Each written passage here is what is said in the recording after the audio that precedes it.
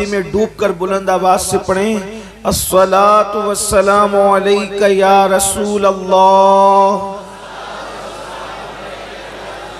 अस्सलातु वस्सलामु अलैका या नबी अल्लाह,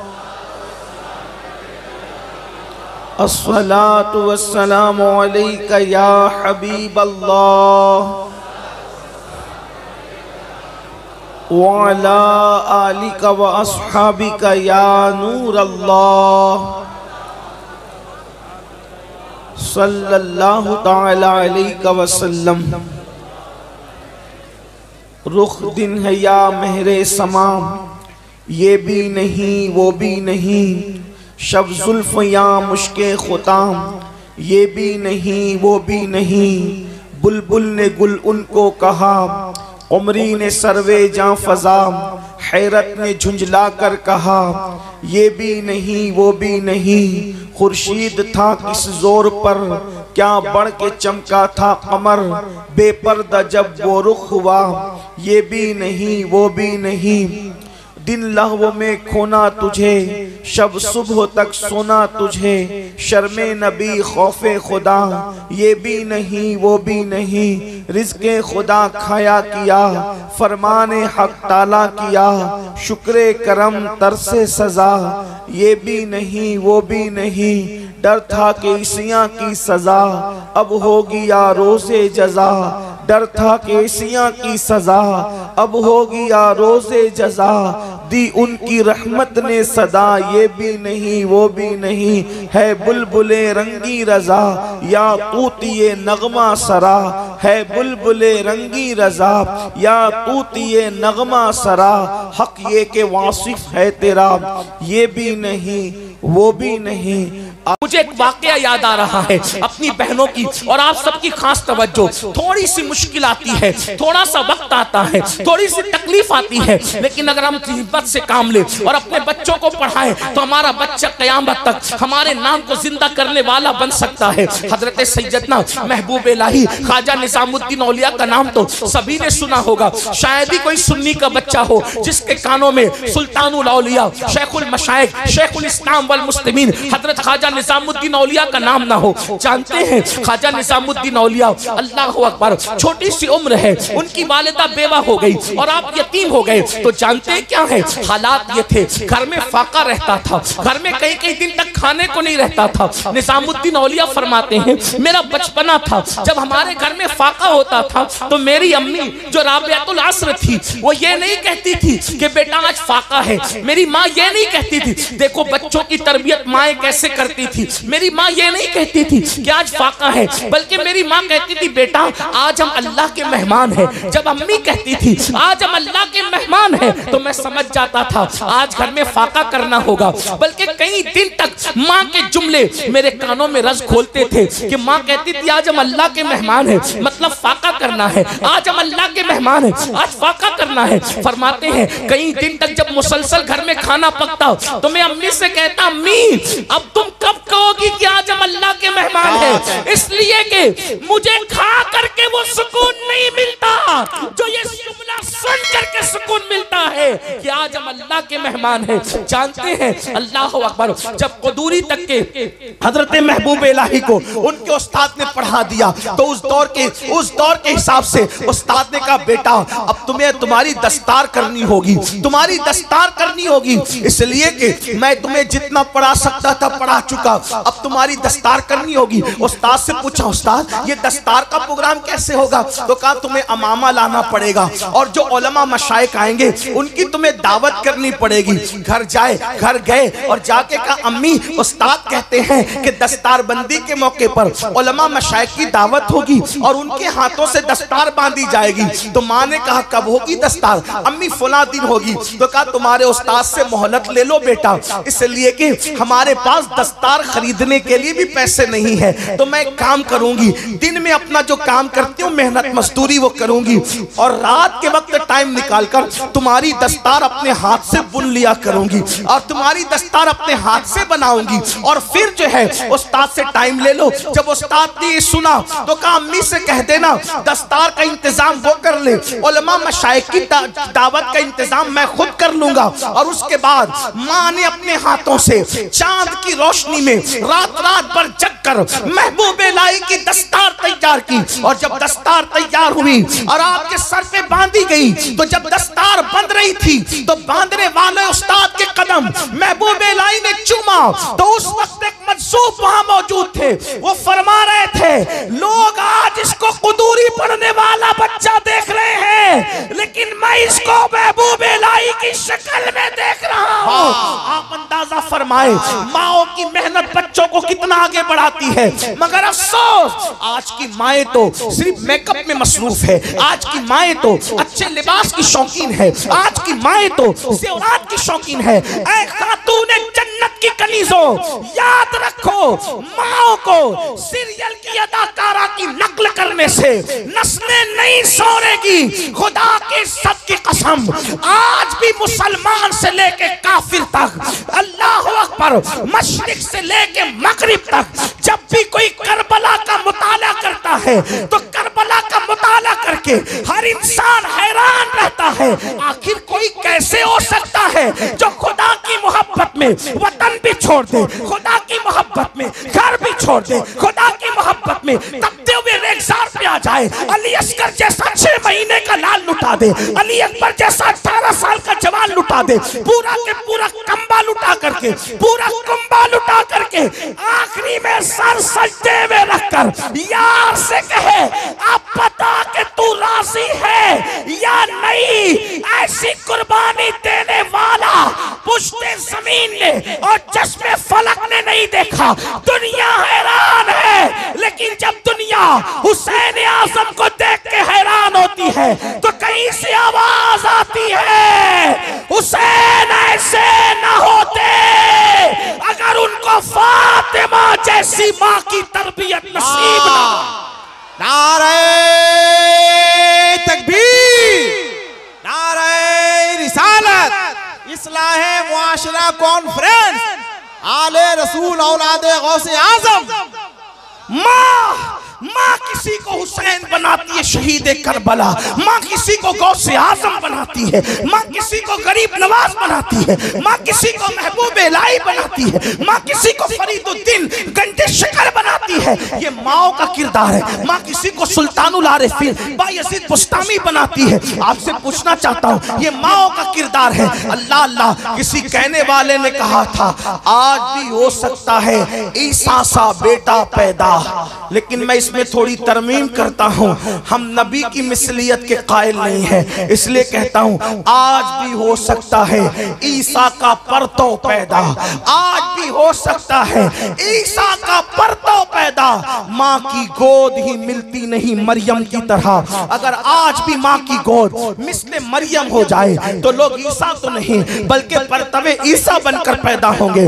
आज भी माँ की गोद अगर सज्जदा फातिमा का किरदार ले ले, फातिमा तो ज़हरा का कैरेक्टर ले ले, इंशाअल्लाह लोग गुलामे हुसैन बनकर जरूर पैदा होंगे। तो अर्ज ये कर रहा था, इल्म की वजह से खौफ खुदा पैदा होता है, और जब खौफ खुदा होगा तो इंशाअल्लाह गुनाहों से छुटकारा मिलेगा। इल्म को आम करना होगा, इल्म को आगे बढ़ाना होगा, जिहालत की वादियों से निकलना होगा। अगर दुनिया की दूसरी कौमों के सामने कंधे से कंधा लगा के खड़ा होना है, इल्म को आम करना होगा, इल्म के रास्ते पर चलना होगा। याद रखो, हजारों साल के तस्बीह करने वाले, हजारों साल के सजदा करने वाले फरिश्ते अगर किसी आदम के सामने झुके हैं तो सिर्फ इल्म की बुनियाद पर झुके हैं, वरना आदम अलैहिस्सलाम ने तो उस वक्त तक एक मर्तबा भी सजदा नहीं किया था। जिसने खुद एक बार भी सजदा न किया हो, अगर वो मसजूद बन रहा है मलाइका का, तो वजह क्या है? कुरान कहता है वअल्लमा आदम अलअस्मा कुल्लहा सुम्मा अरदहुम अलल मलाइका फक़ाल अंबिऊनी बिअस्माइ हाउलाई इन कुंतुम सादिकीन। अल्लाहु अकबर। इल्म आदम के सामने फरिश्तों ने सर झुका करके ये बता दिया था था, अगर कौमों को कदमों में झुकाना है तो उनसे ज्यादा आपको इल्म हासिल करना पड़ेगा।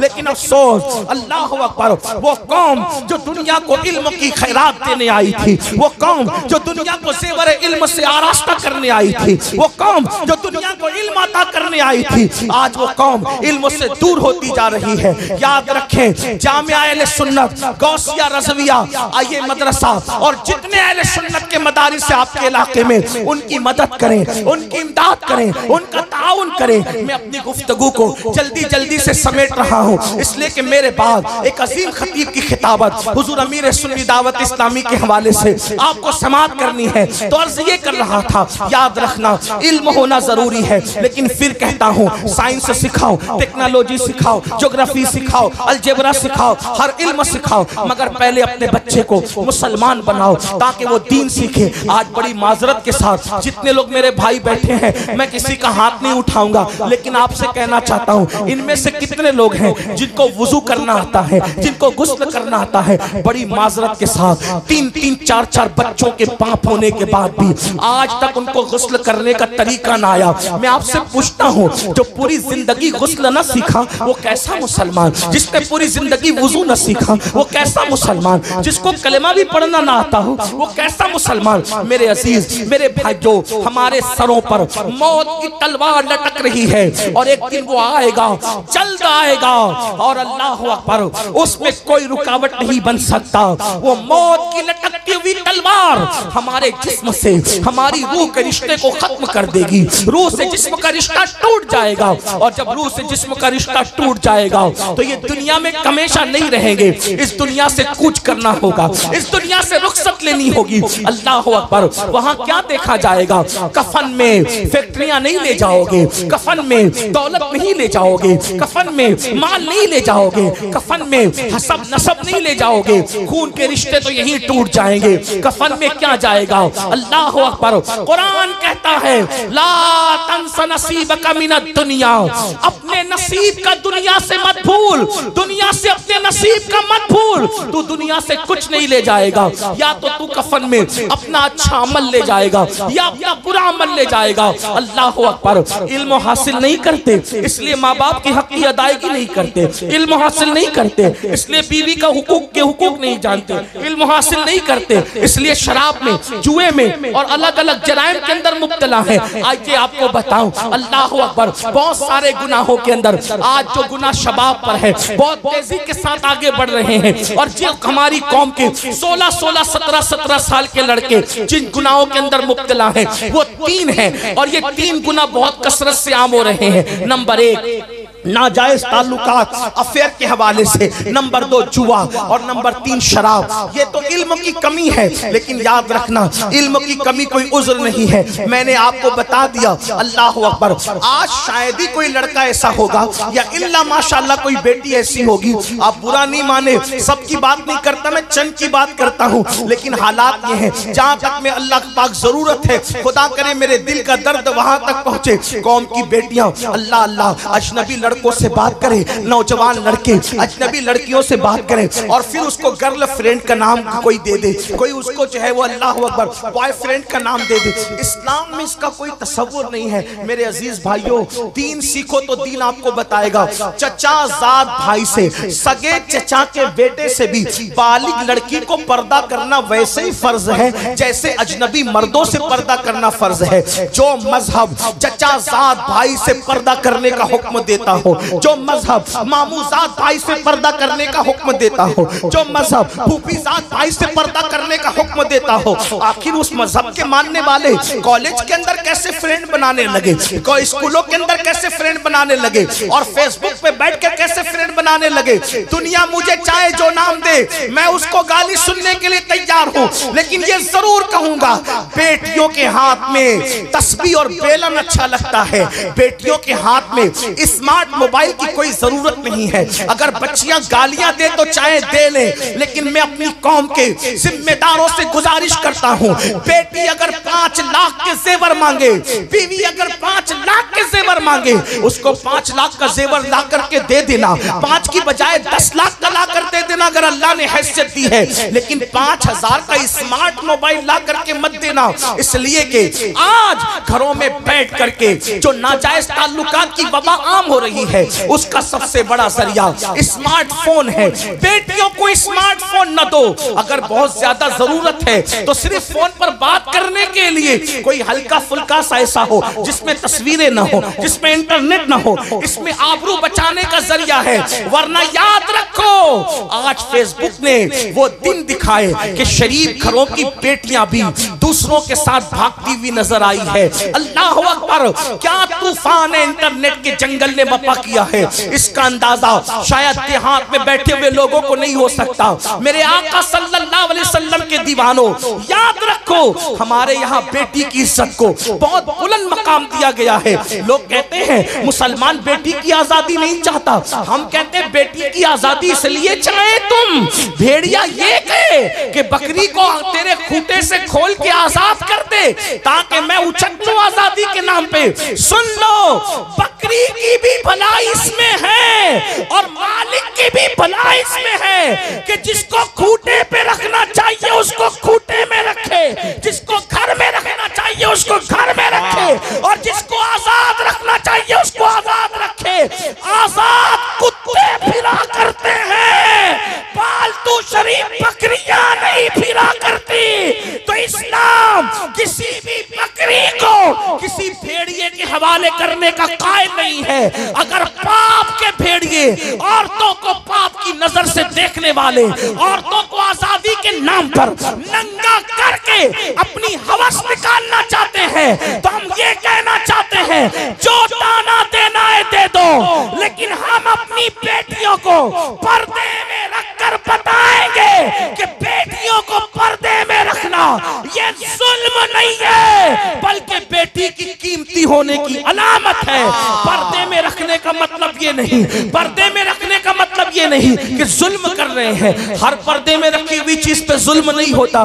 देखो, सब्जियां रोड पे बिकती है, लेकिन सोना रोड पे नहीं बिकता, बल्कि बड़े एहतिमाम से बिकता है। वजह क्या है? सब्जी सस्ती होती है, सोना कीमती होता है, हीरा उससे भी ज्यादा कीमती होता है। तो सुनार की दुकान पे हीरा नहीं मिलता, बल्कि उसके लिए और एहतिमाम होता है। तो याद रखो, हर कीमती चीज छुपा के रखी जाती है। मिसाल के तौर पे मैं अक्सर अपनी बहनों को समझाने के लिए कहता हूँ, देखो हमारे मजहब ने जिसको कीमती समझा उसको पर्दे में रखा, और पर्दे में देख के हम समझ जाते हैं कि ये कीमती है। मिसाल के तौर पे दुनिया में करोड़ों कब्रें मौजूद है, बोलो है कि नहीं है? करोड़ों कब्रें मौजूद है, एक तो नहीं, आपके झारखंड में करोड़ों कब्रें होगी, करोड़ों की बात कर रहा हूं, करोड़ों कब्रें होगी, ढूंढोगे तो अल्लाह अकबर। लेकिन देख लो, सारी कब्रें नंगी पड़ी हुई है, लेकिन जब हम किसी कब्र पर गिलाफ पड़ा हुआ देखते हैं और उसको चादर के नीचे पर्दे में देखते हैं, समझ जाते हैं किसी शराबी की कब्र नहीं होगी, किसी जुआरी की नहीं होगी, किसी जानी की नहीं होगी, बल्कि ये कीमती कब्र है। इसलिए इस पे कपड़ा और पर्दा डाल दिया गया है, इस पे गिलाफ डाल दिया गया है। इसी तरह देखो, दुनिया की सारी मस्जिदें बेपर्दा है, लेकिन जो मस्जिदों में सबसे अफजल तरीन मस्जिद है, जिसे काबतुल्लाह शरीफ कहते हैं, उसको गिलाफ में ढक करके बताया गया है। और मस्जिदें अलग है, दिल्ली की जामा मस्जिद की इज्जत अलग है, मगर वो बेपर्दा है, और अल्लाह के काबे की हुर्मत अलग है, इसलिए उसको पर्दे में कर दिया गया है। पता चला हर इज्जत की चीज को पर्दे में किया जाता है। देखो, दुनिया में करोड़ों किताबें हैं, सारी किताबें बेपर्दा पड़ी हुई है, लेकिन कुरान को पर्दे में रखा जाता है। जिस किताब को हम पर्दे में देखते समझ जाते हैं, बुखारी नहीं होगी, मुस्लिम नहीं होगी, तिरमिजी नहीं होगी, इब्ने माजा नहीं होगी, साइंस टेक्नोलॉजी अलजेब्रा की किताबें नहीं होगी, यकीनन ये अल्लाह का कुरान होगा। इसीलिए इसको पर्दे में रखा गया। सारी किताबें इज्जत वाली में बेइज्जत नहीं कर रहा हूं, लेकिन सब इज्जत वाली में जो इज्जत वाली सबसे ज्यादा किताब थी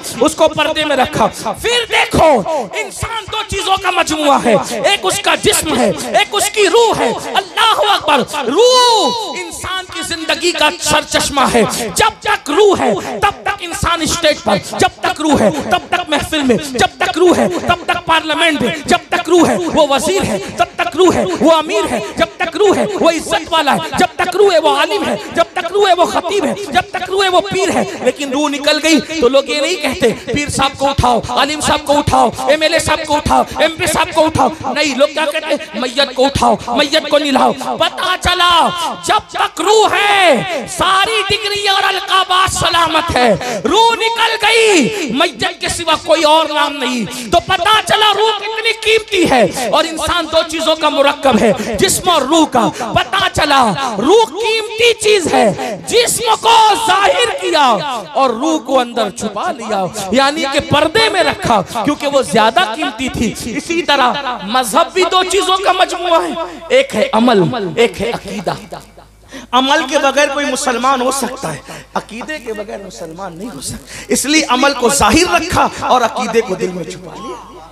तो हर चीज जो बहुत ज्यादा अहम थी उसको पर्दे में रखा। बल्कि अब कह ले कि मखलूक को बेपर्दा किया, और मखलूक बनाने वाला खालिक खुद अपनी शान के मुताबिक पर्दे में। पर्दा जुल्म है। अगर पर्दा जुल्म होता तो खल्ला के कायनात पर्दे में क्यों? पर्दा जुल्म नहीं है, पर्दा तो इज्जत वालों की अलामत है, पर्दा तो वकार वालों की अलामत है। इसलिए औरतों से कहते हैं जो जालिम टीवी पर आकर भौंके कि औरतों पे जुल्म हो रहा है पर्दे की वजह से, उनसे कहो जुल्म तुम्हारे यहाँ हो सकता है, हमारे यहाँ औरत कीमती, कितनी कीमती है। हमारे यहाँ औरत का दूसरा नाम सैयदा फातिमा है, हमारे औरत का दूसरा नाम सैयदा ज़ैनब है, हमारे औरत का दूसरा नाम आयशा सिद्दीक़ा है, हमारे औरत का दूसरा नाम खदीजतुल कुबरा है। और अगर समेट ले उसको, औरत का नाम या तो माँ है, औरत का नाम या तो बहन है, औरत का नाम या तो बीवी है, औरत का नाम या तो बेटी है। चार रूप है औरतों के, माँ है, बहन है, बीवी है या बेटी है। अब अंदाजा फरमाए, अगर वो बेटी है तो बेटी को रसूलुल्लाह फरमाते हैं जिसके घर बेटी पैदा हुई वो खुशी करे, वो बेटी अपने बाप के लिए जन्नत और रहमत है। पता चला बेटी बन के पैदा हुई तो जन्नत और रहमत, और अगर जवान हो गई तो अल्लाह अकबर, जवान होकर शादी करके किसी के घर गई तो आका फरमाते हैं नेक बीवी शौहर के लिए जन्नत। और उसके बाद फरमाया जब कोई माँ बन जाए औरत तो फरमाया अल जन्नतो तहता अक़दामिल उम्महातिकुम, कि तुम्हारी जन्नत तुम्हारी माओ के कदमों के नीचे है। औरत बेटी है तो जन्नत, बीवी है तो जन्नत, माँ है तो जन्नत। तो हमारे यहाँ जन्नत का तसव्वुर ये है, और जन्नत हमारे यहाँ बेपर्दा नहीं है।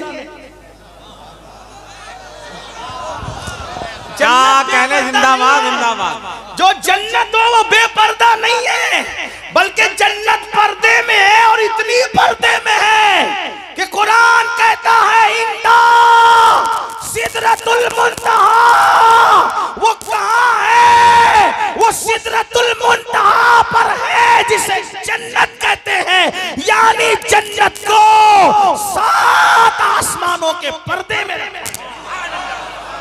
जन्नत को 7 आसमानों के पर्दे में रहे। और हमारे यहाँ औरत जन्नत से कम नहीं है, किसी के यहाँ और कुछ भी हो सकता है। लोगों ने जुओं में हारा इसलिए उनको अहमियत हो या ना हो, लोगों ने गुम कर दिया उन्हें अहमियत हो या ना हो, लोगों ने उनका सौदा किया अहमियत हो या ना हो, हमारे यहाँ तो बड़ी अहमियत है। इसलिए तो पहली बात ये अर्ज कर रहा था कि आज नाजायज ताल्लुकात के हवाले से बहुत ज्यादा मामलात बढ़ रहे। नंबर 2 जुआ, जुए के मामलात, खास तौर पे आज इंटरनेट पर जो जुआ आम हो रहा है, और उसको मैं समझता हूँ कि नात की क्लिप सुनो, बयान की क्लिप सुनो, कोई क्लिप सुनो, उसमें जंगली रमी का एडवर्टाइज जरूर आता है, उसकी इश्तिहारबाजी बहुत कसरत से हो रही। कोई कहता मैंने करोड़ जीता, कोई कहता मैंने 2 करोड़ जीता, कोई कहता मैंने इतना जीता। याद रखें जुआ ये हराम, इतना समझना।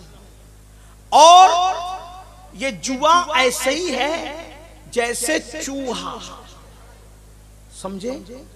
जुआ ऐसे ही है जैसे चूहा। मतलब क्या?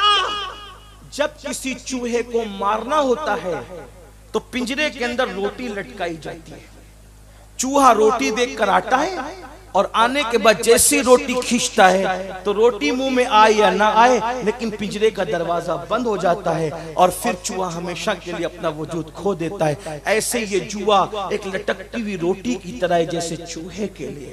ये लालच में मत आओ। इजी मनी के चक्कर में जो भी पड़ा वो रोड पे आ गया। रातों रात करोड़पति बनने के चक्कर में जो भी पड़ा, जो पूंजी थी वो भी खत्म हो गई। एक तो पूंजी गई, और अगर जीता जुआ में तो उसका कपड़ा पहना, तो जब तक वो कपड़ा बदन पर है ना दुआ कबूल है ना नमाज कबूल है। अगर उसी जुए से घर बनाया तो जब तक उसकी ईंट बाकी रहेगी, जुआ खेलने वाले पे अल्लाह की लानत बरसती रहेगी। और सबसे बड़ा खसारा और नुकसान, दिल के कानों से सुन लो, अगर सुन सकते हो तो, मेरे आका गैबदा नबी सल्लल्लाहु अलैहि वसल्लम ने फरमाया कि जिसने दुनिया में जुआ खेला होगा, जब वो कयामत के दिन उठेगा तो उसका हाथ सूअर के खून में रंगा हुआ होगा, उसका हाथ सूअर के खून में रंगा हुआ होगा।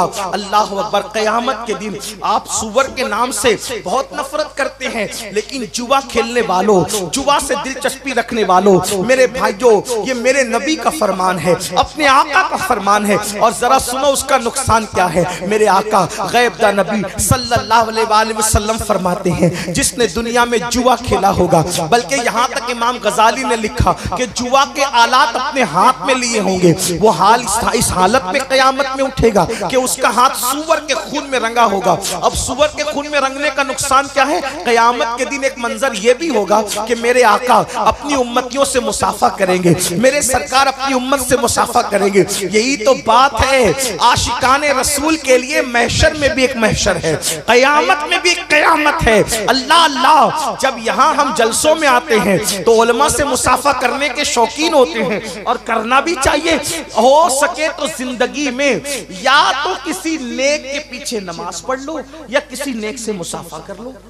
क्या होता है जब नेक सजदे से सर उठाता है, हदीस पाक है, तवज्जो करें, जब कोई नेक बंदा सजदे से सर उठाता है तो उसके पीछे जितने खड़े रहते हैं अल्लाह सबकी मगफिरत फरमा देता है।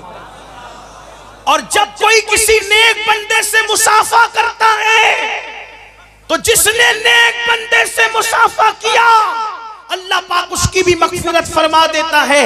एक जालिम बादशाह की मौत के बाद किसी ने उसको जन्नत में टहलते देखा, पूछा कि तेरा क्या हाल है। उसने कहा मैं जन्नत में हूँ। कहा दुश्मने खुदा तू जन्नत में कैसे?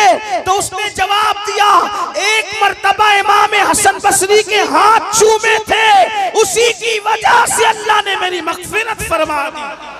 आपसे पूछता हूँ उलमा सादात नेक बंदों से मुसाफा जब इतनी बड़ी बात है तो कयामत के दिन कैसी लालच होगी जब वो हुस्ने सरापा, वो जलवे जहां आ रहा, वो हुस्ने तमाम, वो हुस्ने कामिल, वो रश्के कमर, अल्लाह अकबर, वो रश्के गुल, बल्कि रश्के गुलशन। मेरे इमाम कहते हैं वो है लम्हाए नाजुक उनके हजार चढ़ते हैं फूल जिनसे, वो है लम्हाए नाजुक उनके हजार चढ़ते फूल जिनसे। गुलाब गुलशन में देख बुलबुल, ये देख गुलशन गुलाब में है, कितने खूबसूरत है मेरे आका। अल्लाह अकबर। फरमाया गया कयामत में मेरे आका अपनी उम्मत से मुसाफा करेंगे। लेकिन आप मुझे बताओ जिनके हाथ जुआ खेलने की वजह से सूअर के खून में रंगे हुए होंगे, ऐ मेरी कौम के जवानों जरा उस वक्त का तसव्वुर करो, उस वक्त का तसव्वुर करो, उन हालात का तसव्वुर करो, उस कयामत का तसव्वुर करो। आका का जलवा सामने है और तुमने जुआ खेला है और हाथ सूअर के खून में है, तो क्या मेरे आका से मुसाफा कर सकोगे? उस वक्त का पछताना कैसा पछताना होगा, उस वक्त की हसरत कैसी हसरत होगी, उस वक्त की तकलीफ कैसी तकलीफ होगी। मगर याद रखो उस वक्त के पछताने से कोई काम नहीं आएगा, कुछ हाथ नहीं आएगा। अगर पछताना है तो अभी, तौबा करना है तो अभी, पलटना है तो अभी, अल्लाह अकबर, रुजू करना है तो अभी। और तीसरा और आखिरी गुनाह तो बहुत है, लेकिन अब आखिरी गुनाह पढ़कर अपनी गुफ्तगू मुकम्मल करना चाहता हूँ, लेकिन सबको ध्यान से सुनना होगा। वो गुनाह कौन सा है? वो गुनाह नशे का गुनाह है। आज अल्लाह अकबर फिल्मों की वजह से, सीरियलों की वजह से, आवारा दोस्तों की वजह से नशा बढ़ता जा रहा है, इतना बढ़ रहा है। कोई नशे से, कोई शराब से नशा कर रहा है, कोई एमडी से नशा कर रहा है, कोई इंजेक्शन से नशा कर रहा है, कोई हीरोइन से नशा कर रहा है, कोई चरस और भंग से नशा कर रहा है, कोई गोलियों से नशा कर रहा है, कोई दवाओं से नशा कर रहा है। याद रखना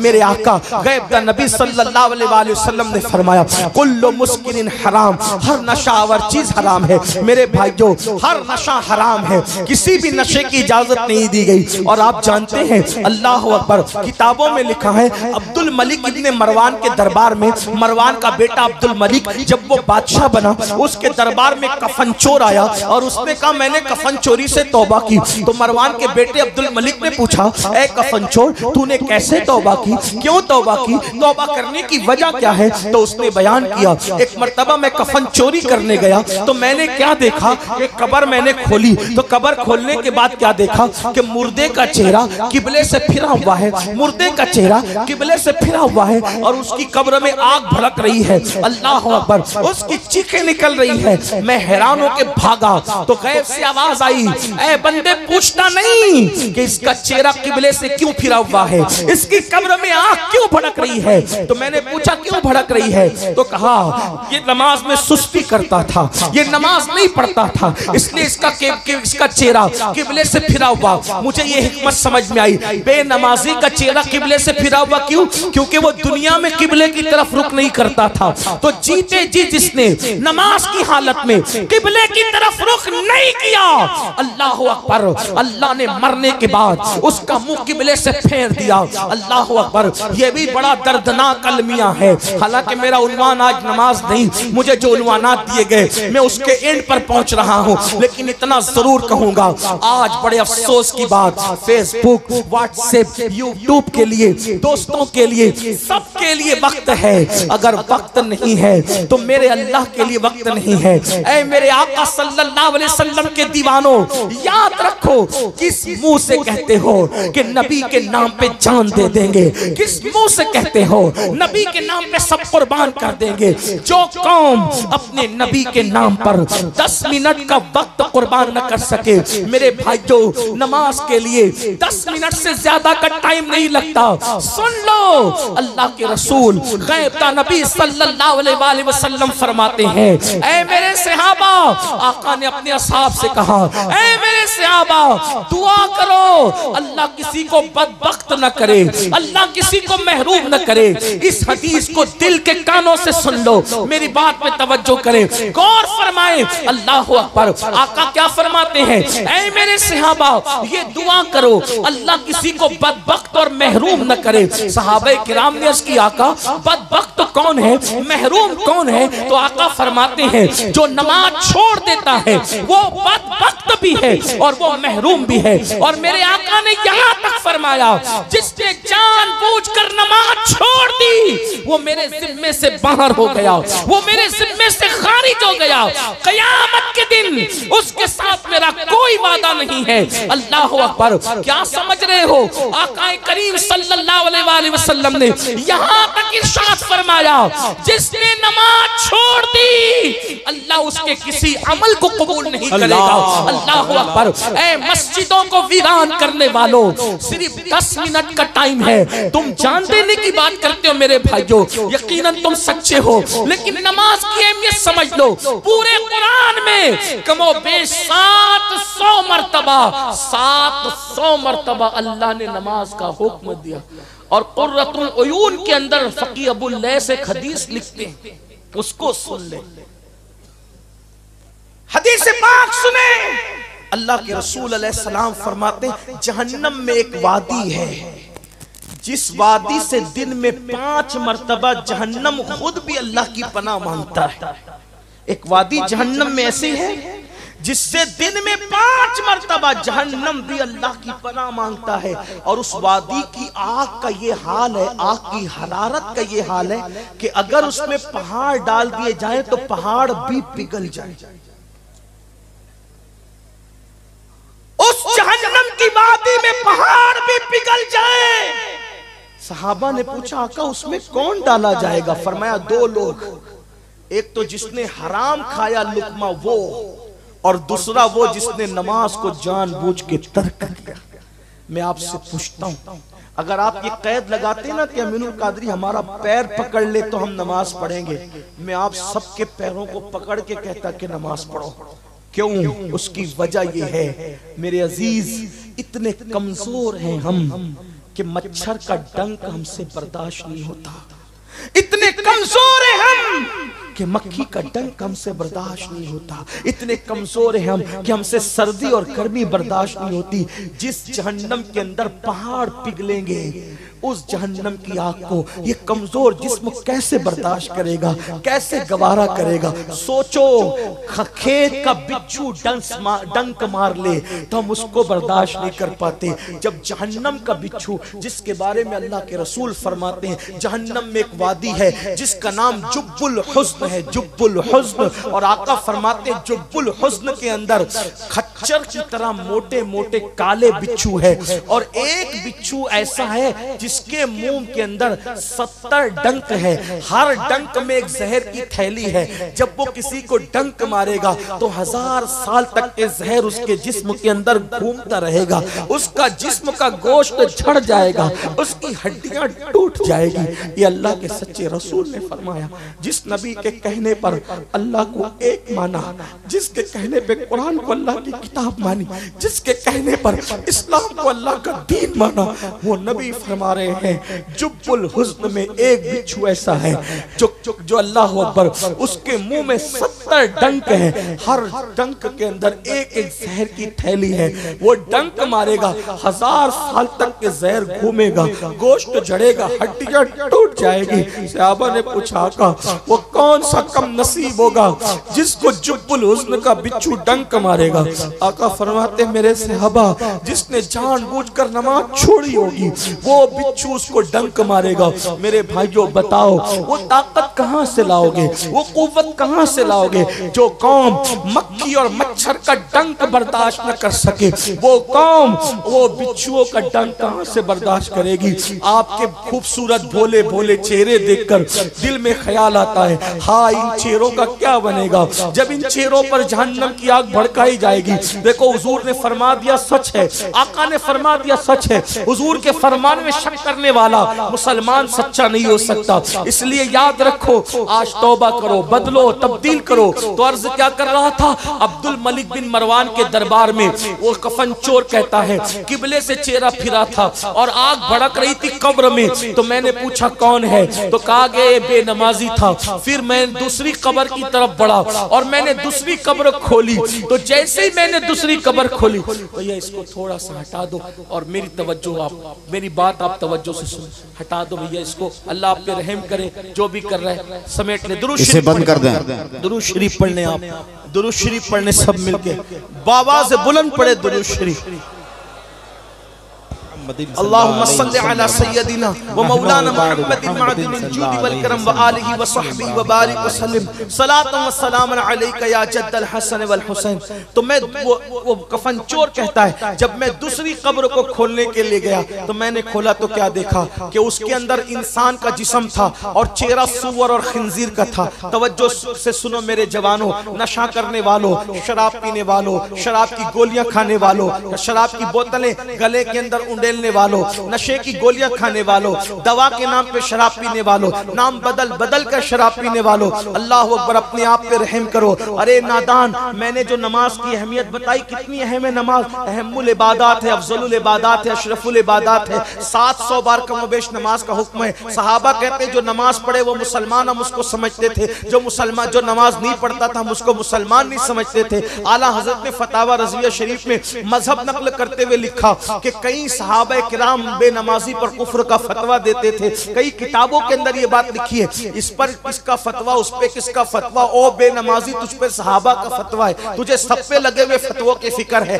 अपने पे लगे हुए फतवे की तुझे कोई फिक्र नहीं है। और तुझ पर दुनिया के किसी इंसान पर तो मुफ्ती साहब ने फतवा लगाया जो काबिले ताजीम है, लेकिन तुझ पर तो सहाबा फतवा लगा रहे। ओ बेनमाजी, और सहाबा भी कुफ्र का फतवा लगा रहे। हनफी और मसलक होने की वजह से मैं बेनमाजी को डायरेक्ट काफिर नहीं कहता, लेकिन इतना जरूर है, मेरे इमाम भी कहते हैं जो नमाज में सुस्ती करेगा डर है कि कुफ्र पे मरेगा। जो अजान का जवाब नहीं देगा, दुनिया की बातें करेगा अजान का जवाब देने की बजाय, मेरे इमाम ने लिखा कि डर है कि वो कुफ्र पे मरेगा। इतनी अहम है नमाज, लेकिन नमाज से भी अहम कोई चीज है। क्या चीज है नमाज से अहम? अगर आप नमाज पढ़ रहे हो, सांप आ जाए और ऐसा लगे कि डंक मार देगा, तो इस्लाम क्या कहता है?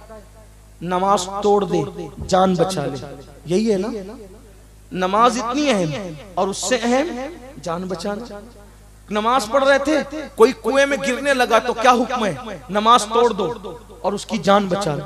पता चला नमाज से अहम जान बचाना, नमाज इतनी अहम और उससे अहम जान बचाना। अब आप बताओ, जब जान बचाने के लिए नमाज तोड़ सकते हैं तो जान बचाने के लिए नशा क्यों नहीं छोड़ सकते? ये नशा किस्तों में तुम्हें मार रहा है, ये नशा तुम्हें किस्तों में तबाह कर रहा है, ये नशा तुम्हें इंस्टॉलमेंट पर मार रहा है, जान ले रहा है तुम्हारी। ये गुटखा, ये शराब, ये जुआ, ये नशावर दवाएं फेफड़ों को खा रही है, कैंसर पैदा कर रही है, मुंह का कैंसर, खून का कैंसर, फेफड़ों के अंदर कैंसर, इसलिए बीमारियां जन्म ले रही है। तौबा करो नशे से। इस्लाम ने नशे को मना किया और हुक्के को आज नौजवान लोग बहुत आम कर रहे हैं। ये हुक्का, याद रखना, ये हुक्के को मैं डायरेक्ट हराम तो नहीं कहता, कैसे कोई मुफ्ती भी थोड़ी हूं जो मैं कोई हुक्म लगाऊं।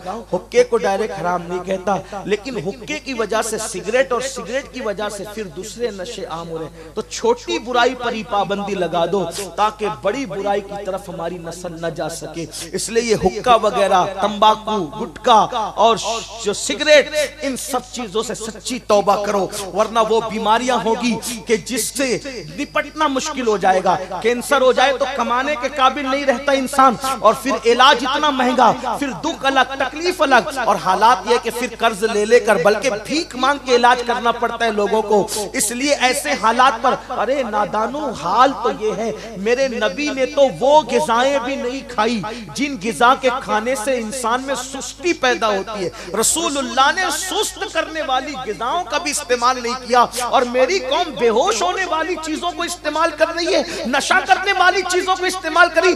मैदे की रोटी अल्लाह के रसूल ने कभी नहीं खाई, क्योंकि पेट में मैदा जाता है, मैदा पेट में, आप क्या क्या कहते हैं, मैदे को मैदे ही कहते हैं, मैदे की रोटी पेट में जाती है तो फूल जाती है और इंसान को सुस्त कर देती है। तो अल्लाह के रसूल अलैहिस्सलाम ने हर उस जायज गिज़ा को भी तर्क किया जिसमें सुस्ती आती हो। अल्लाह के रसूल अपनी उम्मत को सुस्त भी नहीं देखना चाहते थे, और ये कौम नशे में डूब गई है, बेहोश हो रही है। सुन लो, अब्दुल मलिक के दरबार में वो कफन चोर कहता, मैंने देखा कि मुंह सूअर का था, जिस्म इंसान का था, और कब्र में आग भड़क रही थी, और मैं भागा तो आवाज आई, नहीं पूछता कि क्या है इसके अंदर और ये कौन है। तो मैंने पूछा ये कौन है, इसके साथ ये सुलूक क्यों हो गया है, तो जवाब आता है ये दुनिया के अंदर नशा करता था, इसलिए इसको सूअर की शक्ल दे दी गई, इसको खिंजीर की शक्ल दे दी गई। बताओ, दुनिया में नशा करके गटर और कचरे के किनारे पड़े रहते हो,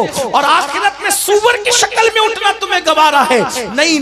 और फिर दुनिया में हालात क्या है, बस एक वाकया जिसको हजरत मालिक इब्ने दीनार ने खुद बयान किया है, वो वाकया बयान करके अपनी गुफ्तगू मुकम्मल कर लूंगा। वो वाकया दिल के कानों से आप सुन ले। अल्लाह अल्लाह, शराबी क्या नहीं कर सकता, बल्कि हदीस में है शराबी अपनी माँ के साथ जिना भी कर सकता है, नशा करने वाला अपनी खाला की इज्जत के साथ भी खेल सकता है, नशा करने वाला अपनी बेटी की आबरू भी ले सकता है, क्योंकि नशा करने वाले को होश नहीं रहता। इसलिए नशे से तौबा कर लो, निकल आओ नशे से। हजरत मालिक दीनार कहते हैं, मैं हज के लिए गया, हजरत मालिक बिन दीनार, बड़ा खूबसूरत वाकया है, खवातीन भी सुने, बच्चों को सुनाने काम आएगा, और आप भी मेरे नौजवान अपने दोस्तों को सुनाइएगा ताकि उनकी जिंदगी भी बदले। मालिक इब्ने दीनार कहते हैं, मैं हज के लिए गया, तो मैं जब हज के लिए गया तो मैं हरम में पहुंचा, तो देखा कि हज के अय्याम है और पूरा मताफ जो है हाजियों से खचाखच भरा है, तो मेरे दिल को इतना अच्छा लगा, वाकई बहुत खूबसूरत लगता है जब हरम को भरा भरा देखो, लब्बैक की सदाएं आती है तो ईमान ताजा होता है और अपने मुसलमान होने पे फख्र होता है। अल्लाह ने मुझे वो मजहब दिया है जो मजहब सच्चा है और जिस मजहब को लाने वाला मुस्तफा जाने रहमत जैसा नबी है। अल्लाह अकबर, बहुत मजा आता है। अल्लाह हर आंख को वो मंजर दिखाए, हर आंख को वो नजारा अता फरमाए। मालिक दीनार कहते हैं, मैंने हरम को भरा भरा देखा तो मुझे बड़ा रश्क आया। मैंने सोचा, या अल्लाह, तेरे महबूब की मेहनतें कैसे बार बार साबित हुई मौला। अभी चंद ही दिन गुजरे हैं तेरे हबीब के विसाल को, अभी चंद ही साल गुजरे हैं तेरे महबूब महबूब के विसाल को, और इतनी मेहनत कामयाब हुई कि लाखों लाख लोग हज के लिए आए हैं। जब हज के लिए इतने लोग आए हैं, तकरीबन 5 लाख लोग हज के लिए उस साल आए थे, तो कहा हज के लिए इतनी बड़ी तादाद में आए हैं तो मुसलमान कितनी तादाद में होंगे इस वक्त। तो उतने में मुझे याद आया 5 लाख हाजी हैं, इनमें कौन है जिसका हज अल्लाह ने कबूल किया और कौन है जिसका हज अल्लाह ने रद्द कर दिया। अब सुनना, मालिकुद दीनार कहते हैं मैंने काबे का गिलाफ पकड़ा और काबे का गिलाफ पकड़कर मैंने दुआ की, ए अल्लाह मुझे बता तो सही कि तूने 5 लाख में किसका हज कबूल किया और किसका रद्द कर दिया। और दुआ करके मैं इत्मीनान चला गया, अपने खेमे में लेट गया। आंख लगी तो मुझे गैब से निदा आई, ऐ मालिक मैंने मोहम्मद इब्ने हारून का हज रद्द कर दिया। एक बंदा है जिसका हज मैंने रद्द कर दिया और वो बल्ख का रहने वाला, और तू जा, ऐ मालिक तू जा और जाकर उससे मुलाकात कर और उसके मुंह पे जाके बोल कि अल्लाह ने तेरा हज रद्द कर दिया। मालिक बिन दीनार कहते हैं उठने के बाद मैं जहां बल्ख के हाजी थे उनके खेमे की तरफ गया। मैंने पूछा, ऐ बल्ख वालों क्या तुम मोहम्मद बिन हारून को जानते हो? उन्होंने कहा, ऐ मालिक तुम किसका नाम ले रहे हो? तुम किसका नाम ले रहे हो? ये मोहम्मद बिन हारून की मामूली हस्ती नहीं, हम उसको जानते हैं। वो इतना मुत्तकी है कि हर दिन रोजा रखता है, हर रात इबादत में गुजारता है और मुट्ठी भर चने से इफ्तार करता है, मुट्ठी भर चने से इफ्तार करता है और 40 साल से हर साल वो हज के लिए पैदल आता है। किस हस्ती का नाम ले रहे हो? वो खेमे में नहीं रुकता, उसका तकवा ये है खुले आसमान के नीचे रुकता है, सर्दी हो या गर्मी वो अरफात और मिना में हमेशा खुले आसमान के नीचे रुकता है, इतना मुत्तकी है। अब सुनना, हजरत मालिक बिन दीनार ने सोचा, या अल्लाह ये माजरा क्या है? आपकी तरफ से कहा जाता है, आपकी तरफ से हुक्म होता है कि मेरे मौला के उसका हज रद्द कर दिया, और ये लोग कहते हैं कि इतना मुत्तकी है। याद रखना, मखलूक अगर तारीफ करे तो उस पर घमंड नहीं करना, इसलिए कि मखलूक जाहिर देखती है और यार बातिन देखती है। इन्नल्लाह ला यंजुरु इला सुवारिकुम व इला अम्वालिकुम वलाकिन यंजुरु इला कुलूबिकुम। अल्लाह न तुम्हारे चेहरे देखता है न तुम्हारे माल देखता है, अल्लाह तो तुम्हारे दिलों को देखता है। तो याद रखना, लोगों की तारीफ पे घमंड नहीं करना, लोगों की तारीफ पे नहीं इतराना। जब तक दोनों पैर जन्नत में नहीं पहुंच जाए उस वक्त तक अपने आप को नेक तसव्वुर करने का हमें कोई हक नहीं है। पता नहीं रास्ते में क्या हो जाए और हमारे लिए इल्म इलाही में क्या है हमें नहीं पता। तो अल्लाह अकबर, मालिक बिन दीनार ने सोचा, लेकिन फिर ख्याल किया लोग कुछ भी कहें मैंने तो जाके मिलना है, क्योंकि मुझे गैबी हुक्म है कि मैं जाके इब्ने हारून से मिलूं। वहां से निकले, पूछते पूछते कि कहां है, तो पता चला कि पहाड़ों के दरमियान खड़ा होगा, इबादत में मसरूफ होगा। हजरत मालिकुद दीनार निकले, जब गए तो क्या देखा, एक बंदा है एहराम में, नंगे सर है। एहराम में था तो नंगे सर होना एक जाहिर सी बात है, वो होना ही था। और उसकी आंखों से आंसू जारी है, दाढ़ी आंसुओं से तर है, उसका एक हाथ कटा हुआ है, पैर के अंदर जंजीर है और एक हाथ के अंदर वो जंजीर पकड़े हुए है, और रोते हुए आसमान की तरफ देख के बड़े नाज से कहता है, मौला मुझे बख्श दे, मौला मुझे माफ कर दे, मौला मेरी मगफिरत कर दे। बहुत हो गया मौला, बहुत दिन बीत गए मौला, मैं तुझे मनाता हूँ लेकिन तेरी तरफ से रजा का ऐलान नहीं होता। रो रहा है, रो रहा है, रो रहा है। जैसे मालिकुद दीनार की आप पे कदमों की आहट उसके कानों में पहुंची, जल्दी से उसने आंसू पोंछ लिए। मतलब वो चिटिंगबाज नहीं था, रियाकार नहीं था, अपने आंसू छुपा रहा था, उसने आंसू पोंछ लिए। जैसे मालिक बिन दीनार ने उसको देखा तो कहा, कौन? मालिक बिन दीनार। अच्छा, ए अल्लाह के वली, ख्वाब देख कर आ रहे हो कि इब्ने हारून का हज रद्द हो गया, जाकर उसको इत्तला दे दो, यही रिपोर्ट लाए हो ना, यही बात लाए हो ना। मालिकुद दीनार ने सोचा, या अल्लाह ये कैसा बंदा है कि मेरा ख्वाब भी जानता है, मेरे ख्वाब का मजमून भी जानता है। तो मैंने कहा, ए अल्लाह के बंदे, तू मेरा ख्वाब भी जानता है और मेरे ख्वाब का मजमून भी जानता है, आखिर बता कि तू इतना पहुंचा हुआ है, फिर अल्लाह ने तेरा हज क्यों रद्द कर दिया? अल्लाह पाक ने तेरा हज क्यों रद्द किया? हज रद्द होने की वजह क्या है? अल्लाह अकबर। आप तवज्जो फरमाएं, मेरी बात पे बहुत अहम गुफ्तगू, अहम मोड़ पर हम आ रहे हैं। आप अपनी मोबाइल को बंद कर छोड़ दें, ऐसे आप मेरी तरफ तवज्जो करें। मोबाइल की जरूरत नहीं मेरे भाई, यहाँ दिल की रोशनी की जरूरत है। महफिल पर मुस्तफा जाने रहमत की निगाह इनायत है, महफिल पर पंजतन पाक की निगाह इनायत है। आप थोड़ी तवज्जो कर ले, बस चंद जुमले के बाद बात मुकम्मल है। अल्लाह अकबर। हजरत मालिक बिन दीनार ने फरमाया, ऐ इब्ने हारून, तू इतना पहुंचा हुआ इंसान है, तू मेरा ख्वाब भी जानता है, ख्वाब का मजमून भी जानता है। मालिक दीनार को उसने कहा, ऐ मालिक, मैं कोई पहुंचा हुआ नहीं हूँ, ना ही ये मेरा कश्फ है, ना ही ये मेरी करामत है, बल्कि ये 40 साल का तजुर्बा है। 40 साल से हर साल में हज के लिए आता हूँ, 40 साल से हर साल में हज के लिए आता हूँ, लेकिन हर साल किसी न किसी वली को ख्वाब में दिखाया जाता है कि जाओ और जाकर इब्ने हारून को बता दो कि हमने उसका हज रद्द कर दिया। बस उसी तजुर्बे की बुनियाद पर, उसी तजुर्बे की वजह से मैं कह रहा हूँ कि तुम ख्वाब देख कर आए हो ना। तो हजरत मालिक बिन दीनार थे, वो मालिक दीनार ने कहा, ऐ इब्ने हारून, मेरा अल्लाह जुल्म से पाक है, मेरा अल्लाह ज्यादती से पाक है, मेरा अल्लाह अपने बंदों से बहुत मोहब्बत करता है। वो यूं किसी की इबादत रद्द नहीं करता, वो यूं किसी की इबादत को रद्द नहीं करता, वो यूं किसी का अज्र ज़ाय नहीं करता। इब्ने हारून, तूने आखिर ऐसा किया क्या?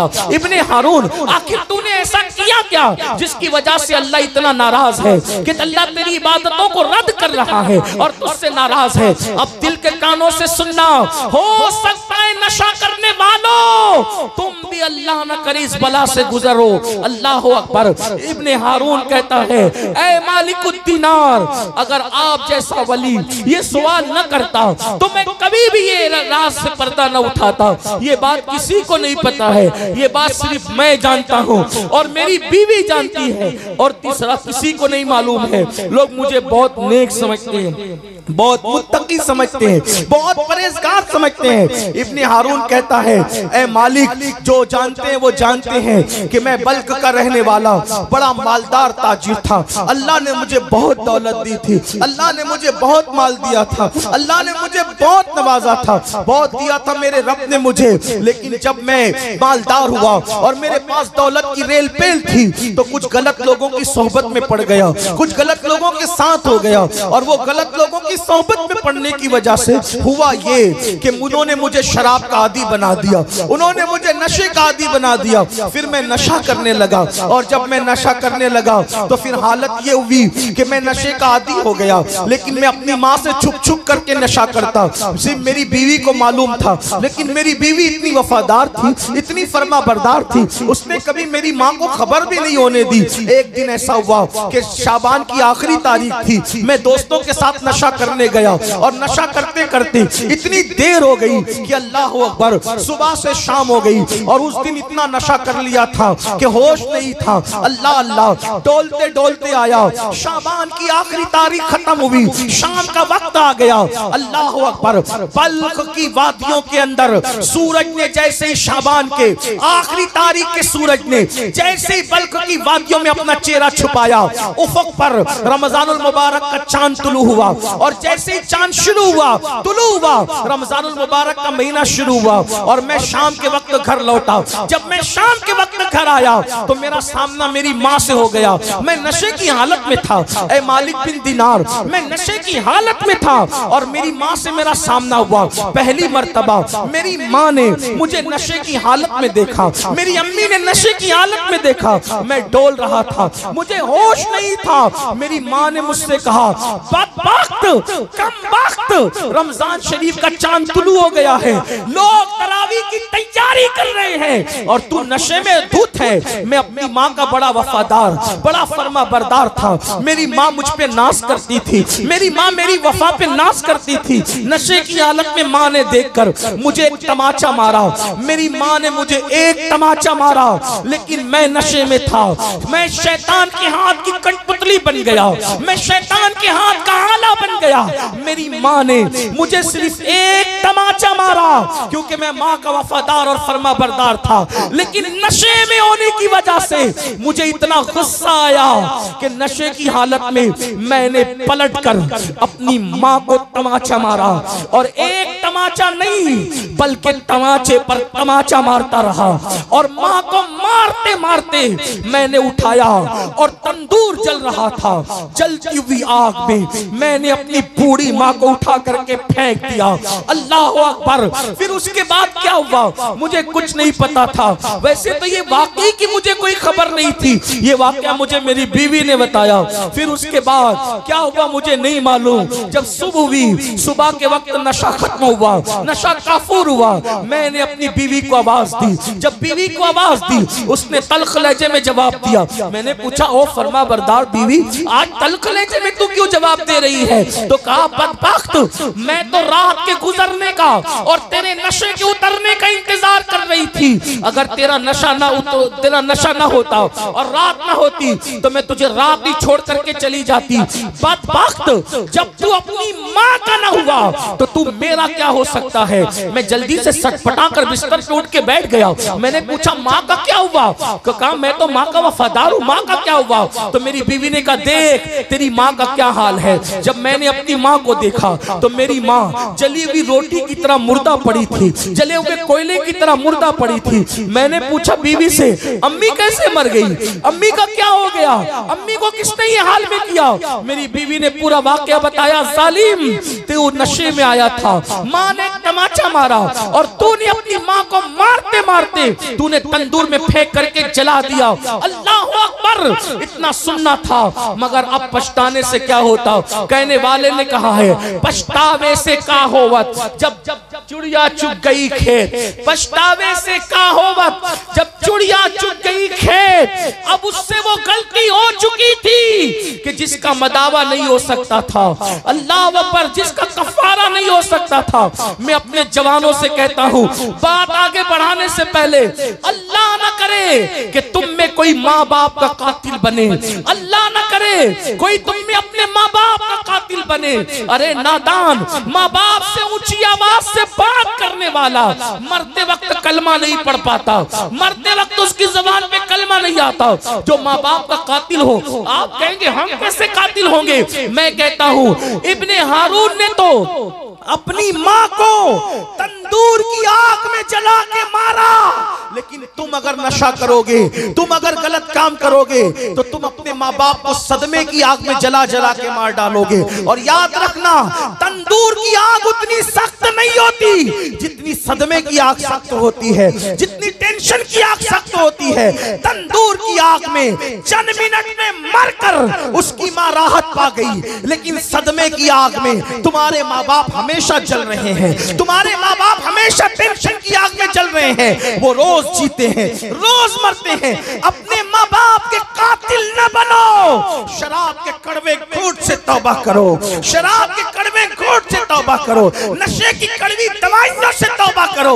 अरे नादानो, अल्लाह अकबर, इंसान छोड़ना चाहे तो क्या नहीं छोड़ सकता।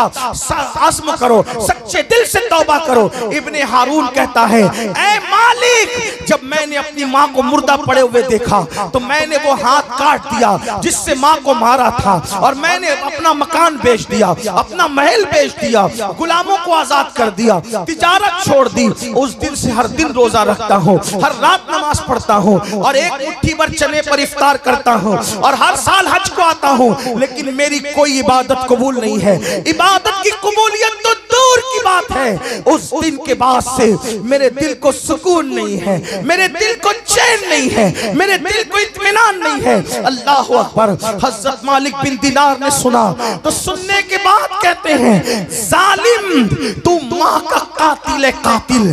जा, अल्लाह तुझे कभी माफ न करे, अल्लाह तेरी कभी मग़फ़िरत न करे, अल्लाह तेरी कभी बख्शिश न करे। अल्लाह अकबर। ये कह करके मालिक बिन दिनार कहते हैं मैं पलट कर के निकला, लेकिन जब मैं पलट के निकला तो पीछे पीछे उसकी आवाज आ रही थी, ऐ गमों को खोलने वाले खुदा, ऐ गमों को खोलने वाले खुदा, तू मुझे बख्श दे, तू मुझे माफ कर दे। मालिकुद दीनार कहते हैं, वो खुद बयान करते हैं, मैं वापस पलट आया, बहुत दुख था, बहुत तकलीफ थी। ऐसे ऐसे लोग हैं माँ के कातिल, माँ पे जुल्म करने वाले, नशे की वजह से माँ पे जुल्म करने वाले। मैं लेटा तो मेरी आंख लग गई, मैं सोया, जब मेरी आंख लगी तो मैंने क्या देखा, अल्लाह के रसूल मेरे ख्वाब में तशरीफ लाए और अल्लाह के रसूल ने फरमाया, ऐ मालिक तूने इब्ने हारून को क्यों दुखी किया, ऐ मालिक तूने इब्ने हारून को क्यों दुखी किया। तो मालिकुद दीनार ने कहा, या रसूल अल्लाह, कितना बड़ा पापी है, माँ का कितना बड़ा कातिल है,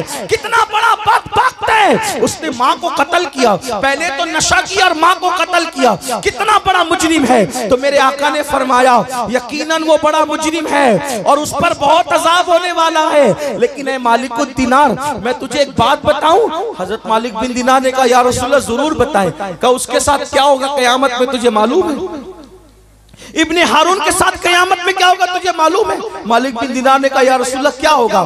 फरमाया, कयामत में अल्लाह की अदालत में वो और उसकी माँ खड़े होंगे तो अल्लाह फरमाएगा कि तूने शराब पिया, तूने माँ को कत्ल किया, इसलिए अदल ये है, इंसाफ ये है कि तू जहन्नम में जा। तो इब्ने हारून को जहन्नम में दाखिल किया जाएगा और उसकी माँ को, चूंकि वो शहीद हो गई थी, बेगुनाह कत्ल हुई थी, उसको जन्नत में डाला जाएगा। 3 दिन गुजरेंगे, 3 दिन गुजरेंगे। कितने? 3 दिन। और एक मालिक बिन दीनार के बारे में इब्नुल जौजी लिखते हैं 7 दिन गुजरेंगे जन्नत में। उसकी माँ को, इब्ने हारून की माँ को जन्नत में याद आएगी अपने बेटे की। देखो माँ तो माँ होती, और माँ क्या चीज है, अल्लाह अल्लाह। कातिल शराबी बेटे की याद माँ को कहाँ आ रही है? जन्नत में। आका फरमाते हैं, ऐ मालिक वो जन्नत में उसको उसकी अम्मी याद करेगी तो वो अब फरिश्तों से पूछेगी, ऐ फरिश्तों, इब्ने हारून मेरा बेटा नहीं दिख रहा है, वो कहाँ है? तो फरिश्ते कहेंगे, उसने तुझे कत्ल किया और शराब पे, इसलिए वो जहन्नम में जल रहा है, जहन्नम की आग में वो जल रहा है। जहन्नम का एक दिन 50,000 साल के बराबर है, वो जहन्नम में जल रहा है। तो वो फरिश्तों से कहेगी, फरिश्तों उसने मुझे कत्ल किया है ना, तो क्या वो जन्नत में नहीं आ सकता? फरिश्ते अल्लाह से कहेंगे, मौला ये इब्ने हारून की अम्मी क्या कह रही है? अल्लाह फरमाएगा, क्या कह रही है? कहा ये कहती है कि अल्लाह मेरा बेटा जन्नत में नहीं आ सकता।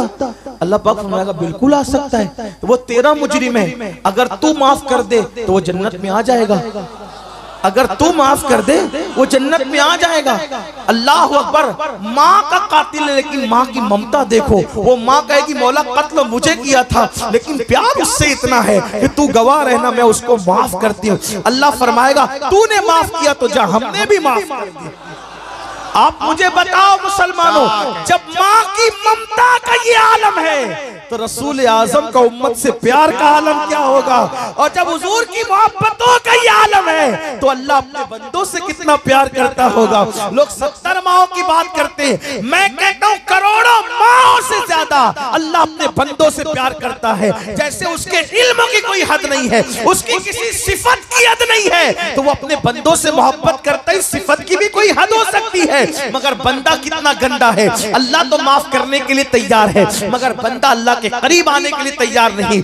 इस प्रोग्राम में आने वालों, आओ सच्चे दिल से तौबा करो, बदलो जिंदगी को और यहाँ से बदल करके जाओ। अज़्म करो, इल्म को आम करेंगे, अखलाक को आम करेंगे, नेक बनेंगे, नमाजी बनेंगे। जुआ शराब किसी भी फेले बद में मुब्तला है तो सच्चे दिल से तौबा करके यहाँ से बदल करके जाएंगे। अल्लाह पाक की बारगाह में दुआ है, मेरा अल्लाह हम सबको अमल की तौफीक अता फरमाए। गुफ्तगू के दरमियान अगर कोई गलती हो तो अल्लाह पाक माफ फरमाए, मुझे भी माफ करे, आपको भी। लेकिन अभी आपको जाना नहीं है क्योंकि मेरा वक्त खत्म हुआ है, लेकिन जलसे का वक्त खत्म नहीं हुआ। अभी हमारे कारी गौस मोहम्मद साहब बाकी है नात शरीफ पढ़ने के, और उनके बाद हुजूर अमीर सुन्नी दावत इस्लामी का बेहतरीन खिताब आपको सुनना है। चूंकि वक्त से मैंने बहुत ज्यादा तकरीर कर ली, जो टाइम मेरे पास था मैं अब इसी पे अपनी गुफ्तगू खत्म करता हूँ। टाइम ज्यादा लेने के लिए मुंतज़िमीन से माज़रत।